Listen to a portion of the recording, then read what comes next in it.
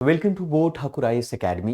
My name is Rohit Kumar. आज हम बात करेंगे, आज 1 मार्च 2023 है और आज का जो सबसे प्रमुख current affair the Assam Tribune, Hindu और इंडियन एक्सप्रेस से लिया गया है।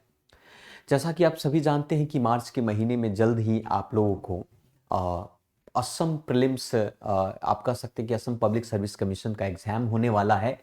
तो इन सभी चीज़ों को मद्देनज़र रखते हुए हम लोग साथ साथ में एमसीक्यू पर भी बेहतर तरीके से फोकस करेंगे और एक्सपेक्टेड एमसीक्यू पर डिस्कस करेंगे, क्योंकि हो सकता है आपके एग्ज़ाम में ऐसे प्रश्न आ भी सकते हैं। तो थोड़ा आप लोग फोकस रहिएगा और लास्ट तक इस वीडियो को ज़रूर देखें, क्योंकि वहाँ पर आपको एमसीक्यू करने को मिलेगा और साथ में आपके लिए भी दिया जाएगा कि आपकी तैयारी कैसा, आप कोशिश करें कि भाई एमसीक्यू को आप सॉल्व करें। और साथ साथ में और भी हम एमसीक्यू की वीडियो आपके सामने लेकर हम आएंगे। तो शुरू करते हैं आज का सबसे प्रमुख करंट अफेयर जिसकी हम चर्चा करने वाले हैं। तो आज का जो टॉप मोस्ट इंपॉर्टेंट न्यूज है, 5 सबसे बड़ी खबर पर हम बात करेंगे। सबसे पहला तो ये है कि CM Sharma Assam to get a largest lake at Silsako. Assam में जिस प्रकार से आपको पता है कि ब्रह्मपुत्रा से बहुत ज्यादा फ्लड हर साल आपको देखने को मिलता है, तो असम सरकार जो है एक आर्टिफिशियल लेक का निर्माण की है, जिसकी चर्चा हम इस वीडियो में करने वाले हैं। और वो असम का सबसे बड़ा लार्जेस्ट लेक होगा, उसके बारे में ये आपके GS थर्ड में ये प्रश्न के तौर पर आपका बन सकता है।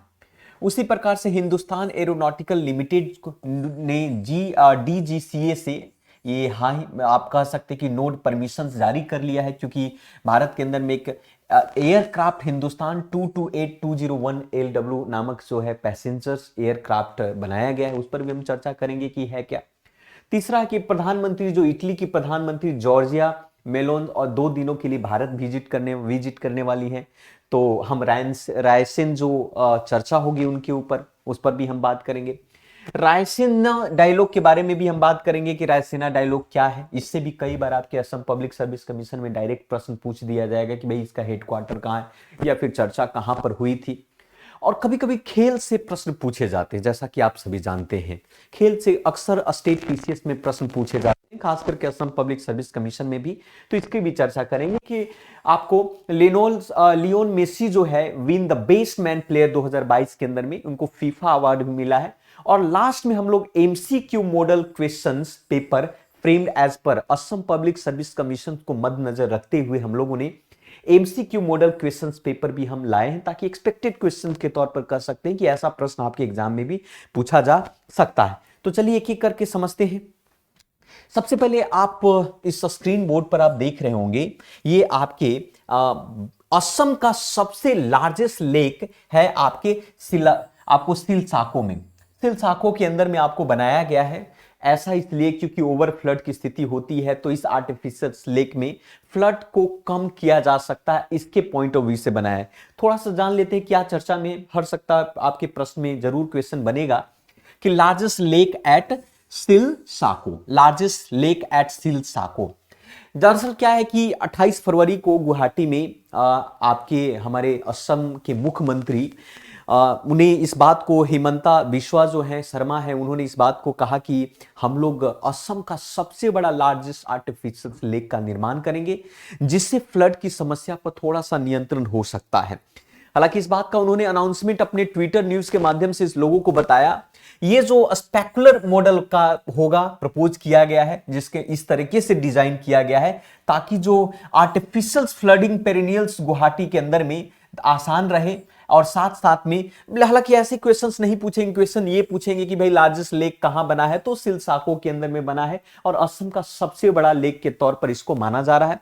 दूसरी पॉइंट है, एक नेगेटिव पॉइंट यहां पर यह भी देखने को मिला है यहां पर कि 27 फरवरी को इसकी अथॉरिटी, जो गुवाहाटी की जो अथॉरिटीज है, उन्होंने जबरदस्ती करीब 300 ऐसे परिवार जो उसके आसपास रहने वाले लोग थे, उस परिवार को जबरदस्ती वहां से उनके घर को तहस नहस करके उनको हटा दिया है।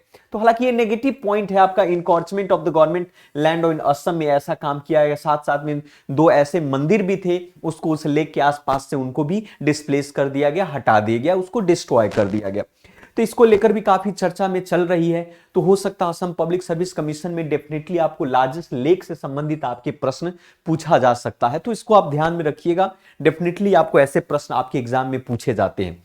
नेक्स्ट बात करते हैं आपका न्यूज जो सेकेंड नंबर का है, वो आपका हॉल के बारे में। आपको पता होगा, इसको बोलते हैं हिंदुस्तान एरोनॉटिकल लिमिटेड, जो कि भारत के अंदर में पीएसयू है, आप कह सकते हैं।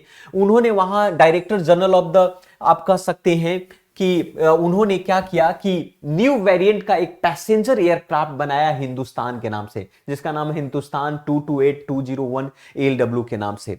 और उसके लिए आपको आपको अनुमति कह सकते हैं मिल गया।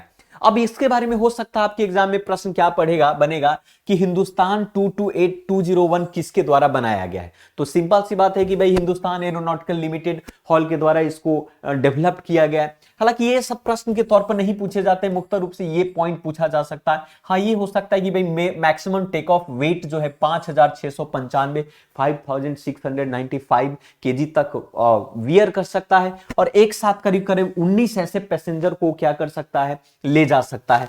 साथ में ये भी है कि भाई एयरक्राफ्ट के बारे में काफी कुछ है कि भाई इसके लिए बहुत ज्यादा हाईली क्वालिफाइड पायलट की आवश्यकता नहीं होती है, उसकी जरूरत नहीं होती है।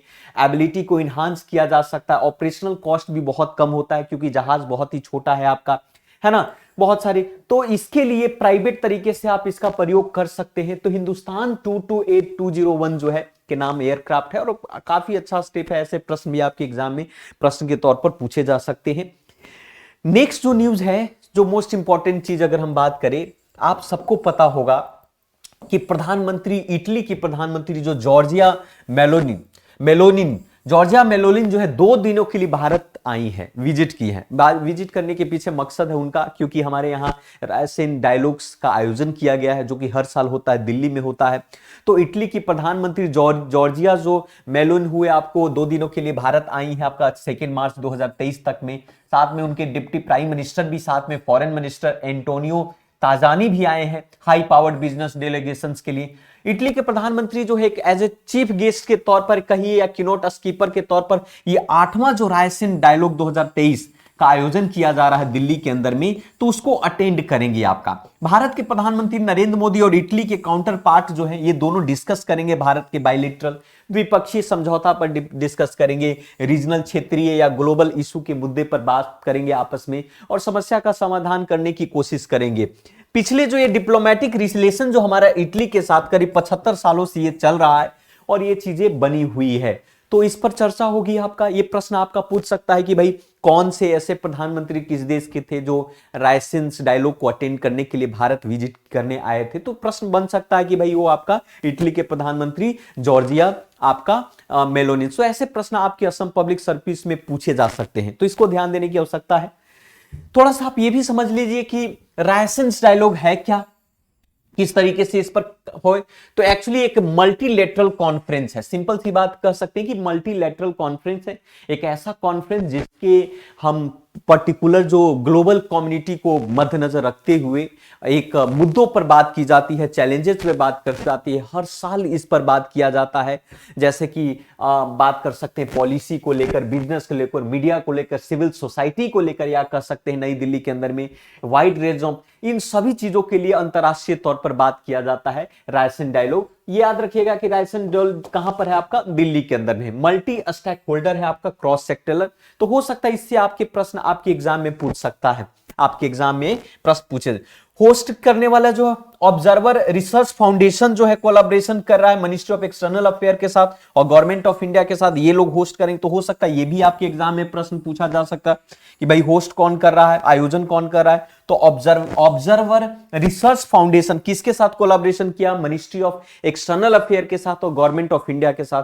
तो ये भी प्रश्न आपके एग्जाम में आप पूछे जा सकते हैं ऐसे भी, तो इसे भी ध्यान रखने की आवश्यकता है और समझने की आवश्यकता है। ये लास्ट न्यूज है जो सबसे इंपॉर्टेंट है आपका।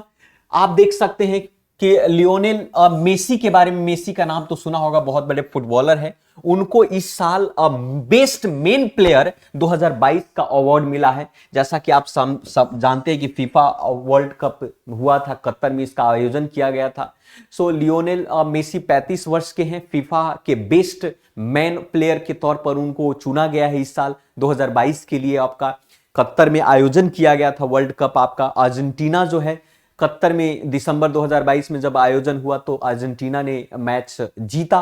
परिणाम यह है कि उनके बाद जो है कतर में, तो उनमें आपके मेसी को यह अवार्ड मिलता है, बेस्ट आपके प्लेयर का अवार्ड 2022 का मिलता है। इसके अलावा भी कुछ ऐसे हैं जिनको, जैसे फॉर एग्जांपल एलेक्सिया है, एलेक्सिया स्पेन के हैं, उनको भी अवार्ड मिला है best women player for the second straight year के लिए। साथ साथ में इसके अलावा भी और भी है, जैसे बेस्ट फैन अवार्ड अर्जेंटीना को मिला है, आपका फेयर प्ले अवार्ड जो है लुका को मिला है, आपका जॉर्जिया के हैं। बेस्ट मैन कोच का अवार्ड भी आपको मिला है, आपका लियोनल स्कैलोनी को मिला जो अर्जेंटीना के हैं। बेस्ट वीमेन का अवार्ड सरीना को मिला है आपका।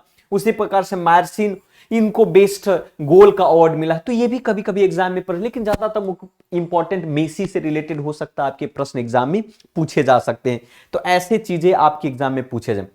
अब आपके लिए सबसे मोस्ट इंपॉर्टेंट चीज है कि असम पब्लिक सर्विस कमीशन में कुछ एमसीक्यू हम लोग देखते हैं, उसको मद्देनजर रखते हुए, क्योंकि हो सकता है ऐसे प्रश्न आपके असम पब्लिक सर्विस कमीशन में पूछेगा ही पूछेगा, तो उसको ध्यान से देखिएगा, समझिएगा।